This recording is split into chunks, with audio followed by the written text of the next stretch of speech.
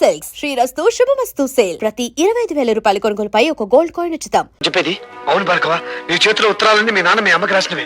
అంతేకాదు మీ నాన్న ఈ జైల్లోనే ఉన్నాడు. ఈ జైల్లోనా? ఠాగూర్ ఈ జైల్లోనే ఖైదీగా ఉన్నాడు. ఉన్నాడని నాకు తెలుసు సార్. నంబర్ ఎంత? 747.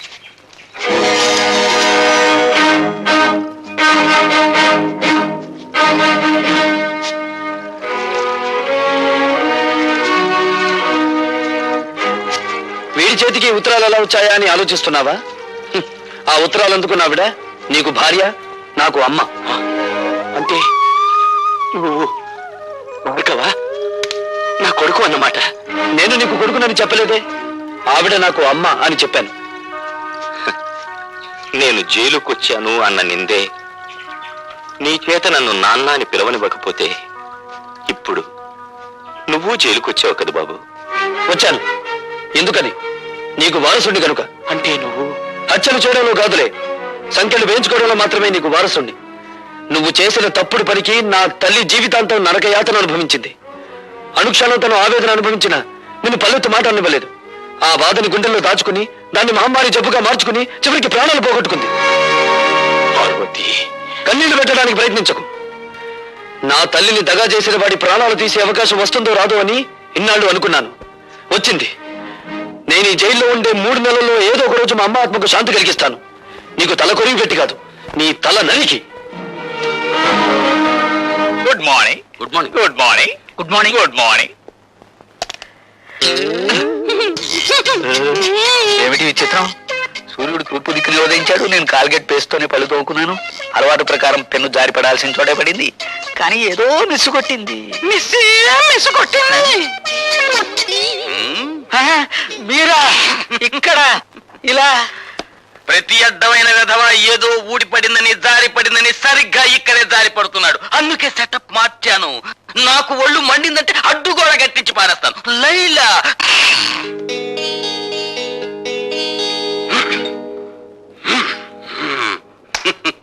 లైలా నిర్భయంగా ఉండు.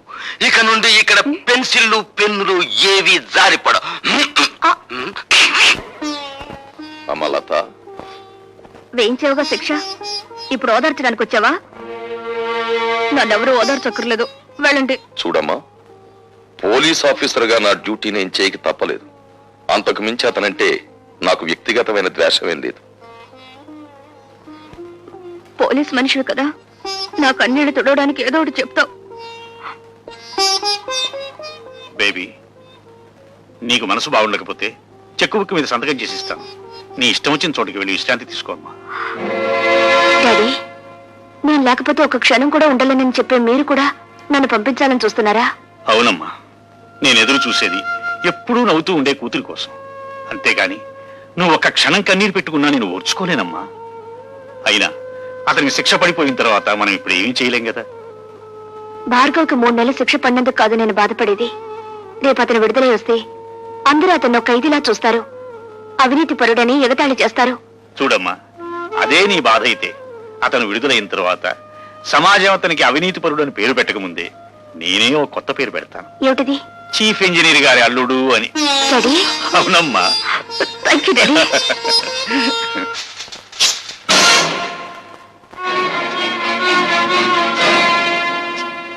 గురి తప్పిందా? చంపే బాబు, చీల్చే ఈ గుండెల్ని. పున్నామ నరకం నుంచి కాదు, ఈ కుళ్ళు సంఘం నుంచి నాకు విముక్తి ప్రసాదించు. ఆలోచిస్తున్నావా బాబు? ఆలోచనలు ఒక్కొక్కసారి ఆవేశాన్ని మింగేసి ఆశయాన్ని దూరం చేస్తాయి. నీకు నా మీద జాలిని కలిగిస్తాయి. ఆలోచించకు బాబు. పసితనం నుంచి నువ్వు నీ తండ్రి పట్ల పెంచుకున్న పగకు ప్రతీకారానికి పరిష్కారం ఇదొక్కటే.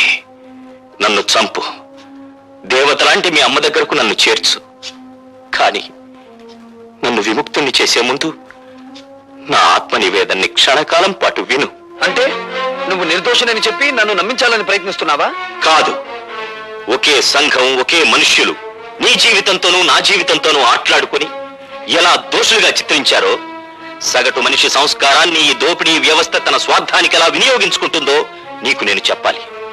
తండ్రిగా కాదు, నీకంటే ముందుగా ఈ రాక్షస వ్యవస్థ పాదాల కింద నలిగిపోయిన భ్రష్టుడిగా, పతితుడిగా అది నా బాధ్యత.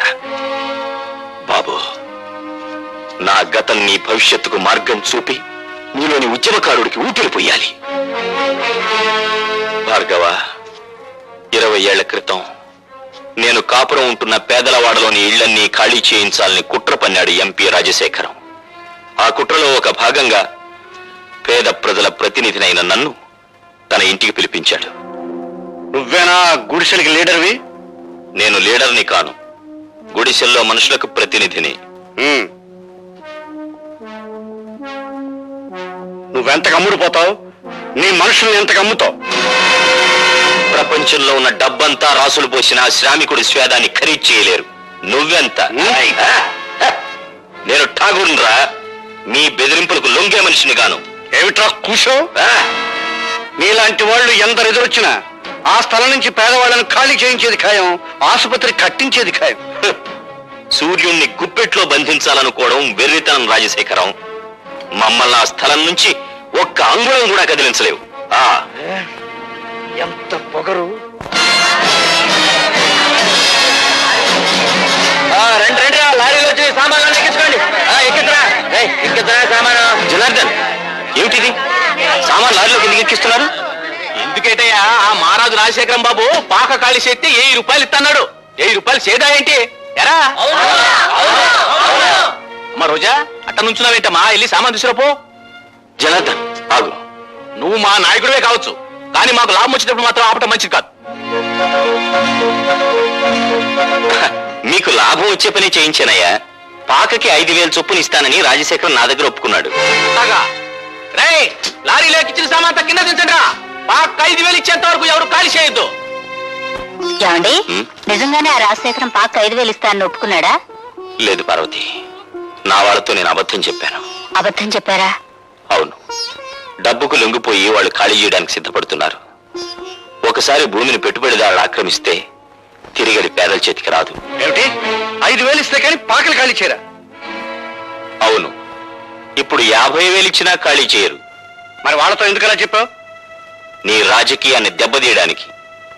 ఇప్పుడు మళ్ళీ నువ్వు 5,000 ఇస్తానని రాయబారు నడిపితే నేను 10,000 ఒప్పుకొచ్చానని చెప్తాను. దాసు,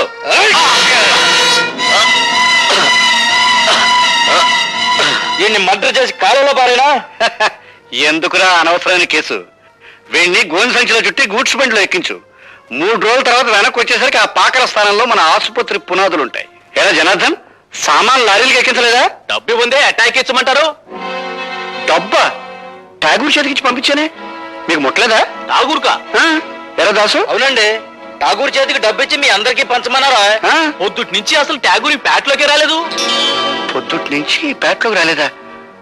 పొద్దుటనగా నా దగ్గర బయలుదేరిన ఠాగూర్ ఇంతవరకు ఇక్కడికి రాలేదంటే ఆ డబ్బు అంతా తీసుకుని పారిపోయి ఉంటాడండి. అబద్ధం. నా భర్త డబ్బు కోసం కక్కుర్తిపడే నీచమైన వాడు కాదు రాజశేఖరం. అలాంటి దొంగ బుద్ధి ఉండేది మీలాంటి సిగ్గులేని రాజకీయ నాయకులకి. ఎవరు దొంగో ఎవరు దొరో ఇప్పుడే తేల్చేద్దాం. ఒరే దాసు, వెళ్ళి ఆ ఠాగూర్ సోదా చేయండి రా.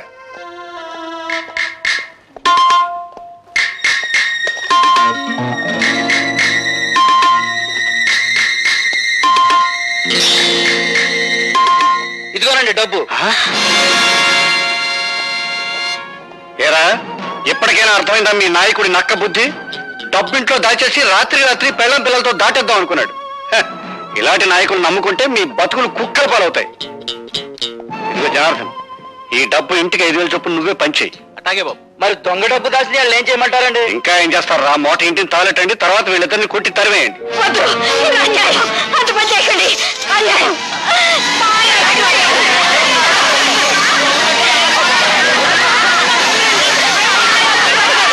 నేను స్పృహలోకి వచ్చేసరికి ఊరు దాటిపోయానని గ్రహించాను. అక్కడి నుంచి తప్పించుకుని మా వాడలోకి వచ్చాను. అంతా నిర్మానుష్యంగా ఉంది. రాజశేఖరం కోసం గాలించాను. వాడు రాజధాని వెళ్ళాడని తెలిసి వాడిని వెతుక్కుంటూ వెళ్ళాను. ఏటి బాబు మీరనేది? అవును జనార్దన్, నువ్వు నీ బిడ్డ నా ఇంట్లో హాయిగా ఉండొచ్చు.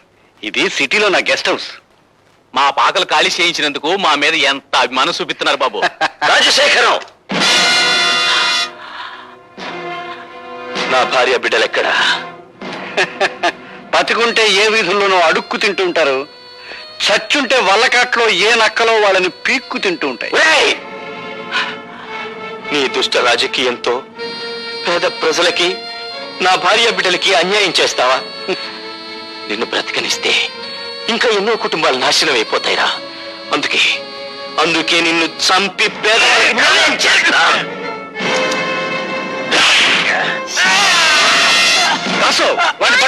ఫోన్ చేస్తాను. ఆ విధంగా నేను హంతకున్నయ్యాను. ఆ కత్తితో రాజశేఖరాన్ని చంపగలిగి ఉంటే ఈ రోజున సగర్వంగా నేను హంతకుణ్ణి నేరస్తూ నేను ఒప్పుకునేవాణ్ణి. కానీ నా మూలంగా జనార్దన్ చనిపోయాడు. అతని కూతురు అనాథ అయింది బాబు. నాన్న,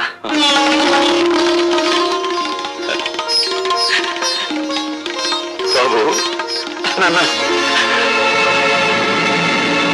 ఠాకూరు భార్గవ తండ్రి కొడుకులు. అంతేకాదండి, ఆ రోజా తండ్రి సాగుకు మీరెట్టా కారణమయ్యారో, ఆ ఠాగూర్ గారిని మీరెట్టా జైలుకు పంపారో కొడుకంతా ఎడమరి చెప్పాడండి. జైల్లో ఉన్న మనవాళ్ళు చెప్పారు. అన్ను 2 బ్యాటరీలు ఒకేసారి ఛార్జింగ్ అవుతుంది. మనం డేంజర్ లో పడకుండా చూడరు. నెగిటివ్ ని పాజిటివ్ తో కలవనివ్వను, నెగిటివ్ తోనే కలపాలి. అర్థమైందండి. దాసు గారి దగ్గర పంచపక్ష పరమాణాలు తినే మమ్మల్ని జైలు కూడా తినిపించేటట్టు చేసావు కదా. అందుకనే నిన్ను మట్టి కనిపించాలనుకుంటున్నాం. ఏడ్చారు, మీరు మట్టి తినకుండా ఉంటే చాలు.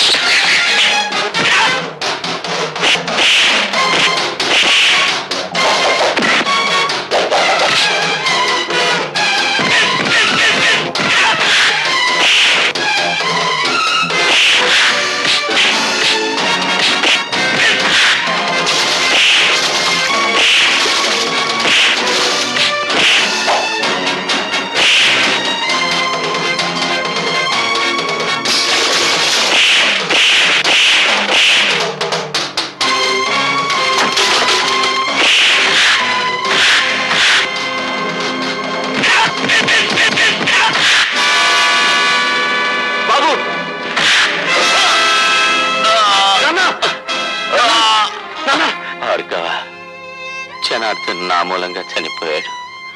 నా పాపానికి అతని కూతురు అనాథ అయింది. ఆ అమ్మాయి ఎక్కడుందో వెతికి తెలుసుకుని నేను చేసిన తప్పుని సరిదిద్ది ఆ పిల్లకు దారి చూపిస్తానని నాకు మాట ఉన్నాయనా. అలాగే నాన్న.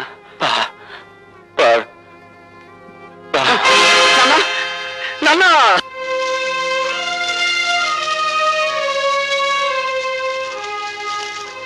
కన్నీళ్లు పెడుతున్నారా సార్? ఊరుకోటి సార్. పోలీసులు కన్నీళ్లు పెడితే ప్రజలు నవ్వుతారు. ఇదే శ్మశానంలో ఒకప్పుడు అన్యాయంగా చంపబడ్డ నా తల్లి శవానికి దాన సంస్కారాలు చేశాను. ఇప్పుడు ఇదే శ్మశానంలో దారుణంగా చంపబడ్డ నా తండ్రి చితికి నిప్పంటించాను. ఈ అన్యాయాలు ఇలా సాగిపోతూనే ఉంటాయి. అయినా మా రోదన మీకు వినిపించదు, మా ఆవేదన మీకు కనిపించదు. బట్ మిస్టర్ డీసీపీ, ఇప్పుడు కన్నీళ్లు పెడుతున్న ఈ భార్గవ జైలు బయటకు వచ్చేసరికి భార్గవ రాముడవుతాడు. 21 సార్లు క్షత్రియ సంహారం కోసం గొడ్డలిని వీరవిహారం చేయించిన పరశురాముడవుతాడు. నో మిస్టర్ భార్గవ, తల్లిని తండ్రిని పోగొట్టుకున్న నీ ఆవేదనను నేను అర్థం చేసుకోగలను. కానీ ఆవేశంలో తీవ్రమైన నిర్ణయాలు తీసుకోవద్దు. నాకు నీతులు చెప్పద్దు. అన్యాయంగా బలైపోయిన వంశానికి వారసుని నేను. అన్యాయాలు నిస్సహాయంగా చూస్తూ నిలబడే రక్షక బట్టల వంశానికి మీరు వారసులు. నాది కష్టాల వంశం, మీది కాకి బట్టల వంశం. దయచేసి నన్ను ఓదార్చడానికి ప్రయత్నించకండి. భార్గవ్ కేసు ఏమైంది? ఏమిటి అంత ఇంట్రెస్ట్? ఒకసారి ఇంటికి పంపావు కదా. నువ్వేం తెప్పడక్కర్లేదు. నేను చిన్నప్పటి నుంచి పెంచాను కనుక నెలకు 10,000 రూపాయలు ఇస్తున్నాను. నాకు అవసరమైన వాళ్ళ దగ్గర నేను పంపిస్తాను. నేను ముట్టుకున్నానా? కూతురులా పెంచావు, నన్ను ముట్టుకుంటే నీ కళ్ళు పోవా? ఒప్పుకున్నావు కదా కూతురు లాగా పెంచాలని. కూతురు దగ్గరకు కూడా ఇలాగే పంపిస్తావా? రోజా, ఏ కోపం వచ్చిందా? పారాయి మనిషి కన్న తన్ననేగా నన్ను పావులా వాడుతున్నావు. నీ బిడ్డలిద్దరూ విదేశాల్లో పై చదువులు చదువుకోవాలి. నేను మాత్రం నీ పని చేసి పెట్టడం కోసం పోలీస్ అధికారులకు ప్రభుత్వ అధికారులకు బానిసలవ్వాలి. అంతేగా? ఏమిటే నోటికొచ్చినట్టు పేలుతున్నావు? ఆ రోజు నా చేతుల్లో నీ బాబు చచ్చాడన్న సానుభూతితో నిన్ను చారదీశాను కానీ లేకపోతే నువ్వేమైదానవే? ఏ గంగలోనూ మునిగి చచ్చేదాన్ని. ఆహా, చూస్తూ ఉంటే నీలో ఏదో చాలా గొప్ప మార్పు వచ్చిందే. ఎవడి ప్రేమలోనే పడ్డావా లేకపోతే ఎక్స్పర్ట్ వాడి వల్ల పడ్డావా? ఒక మహానుభావుడు నా కళ్ళు తెరిపించాడు. ఆ మహానుభావుడి పేరు భార్గవేనా? అవును, అన్యాయంగా ఆ మనిషిని మీరు జైలు పాలు చేశారు. పిచ్చి పిచ్చి వేషాలు వేయకు. నా పేరేం రాజరాజ నరేంద్రుడు కాదు, సారంగధర చరిత్రను తిప్పి రాయించడానికి.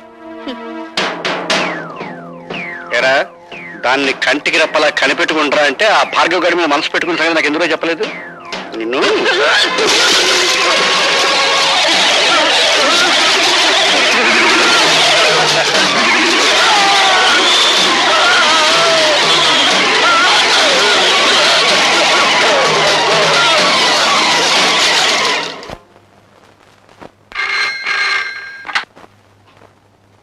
హలో, నేనమ్మా లత.